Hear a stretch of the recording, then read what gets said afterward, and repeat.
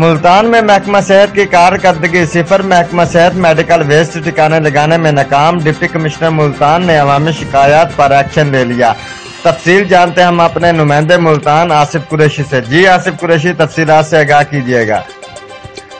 جی، deputy commissioner Multan عامر خٹک نے کہا کہ ہسپتالوں کا ویسٹ انسانی صحت کے لیے تباہ کن ہے۔ پرائیویٹ ہسپتالوں کے مالکان ٹھکانے لگانے کے بجائے چند روپوں کی خاطر اسے بیچ دیتے ہیں۔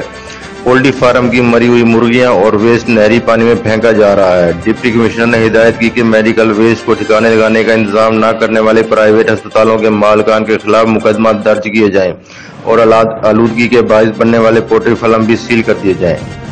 اور ان کا مزید کہنا تھا کہ میڈیکل ویسٹ زہر آلودہ ہوتا ہے، اس کو بر وقت ٹھکانے لگانا ضروری ہے۔